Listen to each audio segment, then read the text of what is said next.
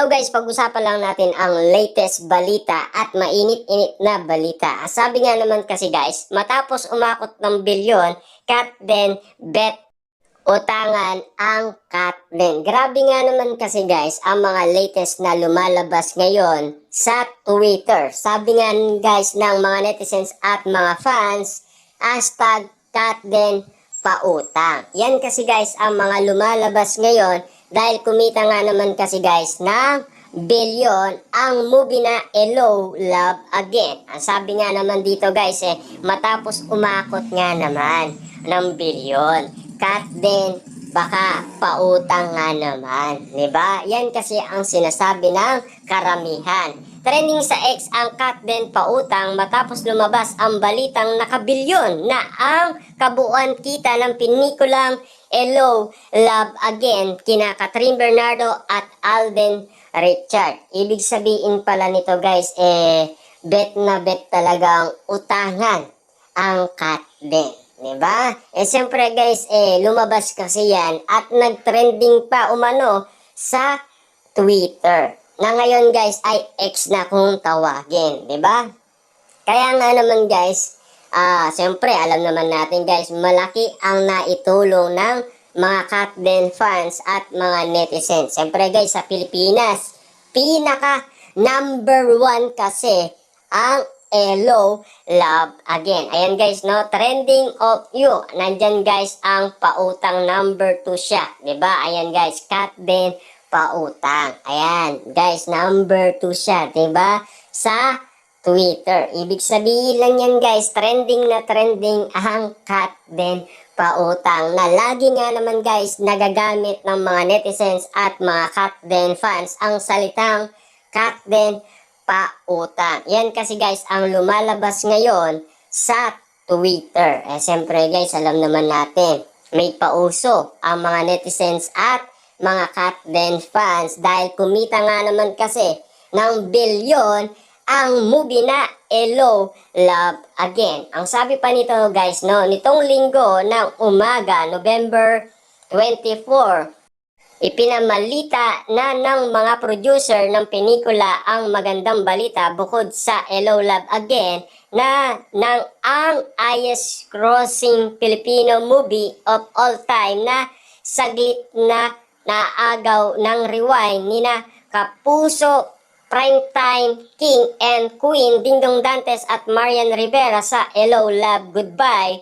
Lumika rin ito ng kasaysayan dahil ito na ang kauna-una ang pinikulang Pilipino na umakot sa bilyon ang kita. Kaya nagkalat ngayon sa social media na sana raw ay pautangin sila ng cut din dahil tiyak daw na may matatanggap silang bonus sa management dahil sa super blockbuster hit ng pelikula. At take note, wala pa itong isang buwan, wala pa ngang 2 linggo ang pelikula sa mga sinihan at aasaan mas madadagdagan pa ang kita nito sa mga sumusunod na linggo. Ayan guys, no, sabi nga ng balita, take note, wala pa daw isang buwan. Siyempre guys, paano natin masabi yan? Nag-start yan guys ng premiere night ng November 12, tapos siyempre guys, midnight screening, di ba? November 13. Hanggang ngayon guys, bilangin ninyo kung meron na siyang 1 month. Wala pa, di ba? Kaya nga guys, take note, wala pa siyang 1 month, kaya malaking bonus talaga. Kaya nga naman guys, ang mga netizens at mga cut din fans, sinasabi nila, cut din pautang. Diba? Grabe nga naman kasi guys, dahil tumatatak sa mga netizens na talagang kikita pa at kikita ang nasabing movie. Dahil marami talaga guys ang nagmamahal at pataas ng pataas ang earnings ng nasabing movie ni Catherine Bernardo at Alden Richard. Diba? Kita nyo naman guys, no? Talagang ito yung pinaka-alamat ngayon guys sa buong Pilipinas, ang pelikula Hello, Love Again na pelikula ni na Alden Richard at Catherine Bernardo. Alam nyo ba guys na talagang ang mga pelikula ni Alden Richard at Catherine Bernardo ay pinabagsak lahat ng movie ni Catherine Bernardo at Daniel Padilla. Waling-wali yan guys, 'di ba? Kasi mas malakas si Alden Richard at Catherine Bernardo. Sa una pa lang movie nila guys bagsak na lahat ng mga movie ni Daniel Padilla. Magsimula guys nung sila ay naunang gumawa pa ng pelikula. Siyempre guys, bagong love team pa lang, Catherine Bernardo at Alden Richard. Umakot na ng 881 million. Samantalang ang The House of Us, 845 million. Yun guys, ang pinakamataas na kinita ng pelikula ni Daniel Padilla at Catherine Bernardo. Samantalang guys, ang cut din, kita nyo naman ang kinita. Naging alamat talaga guys sa buong mundo ang kanilang earnings. Dahil pinag-uusapan na yan guys na magkakaroon sila ng panibagong project dahil sa lakas nila sa buong mundo. Kaya nga naman guys, kita nyo naman, malaki din ang kinita nila sa Canada. Buruin nyo yun guys ha, umakot ng 200 million plus ang kinita guys. Ganun kalupit guys sina Alden Richard at Catherine Bernardo.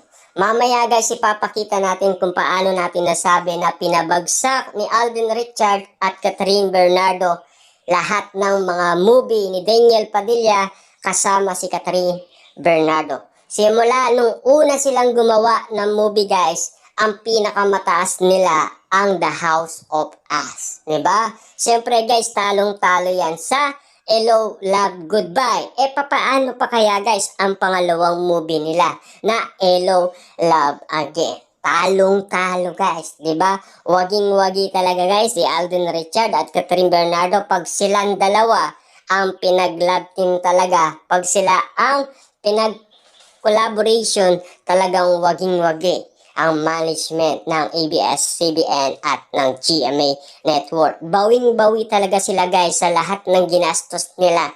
Dahil kitang-kita naman natin guys, worth it na worth it talaga guys ang pagod ni Catherine Bernardo at Alden Richard sa pagpupromote, pagpapakilig, pagpapasweet at siyempre sa mga romantic na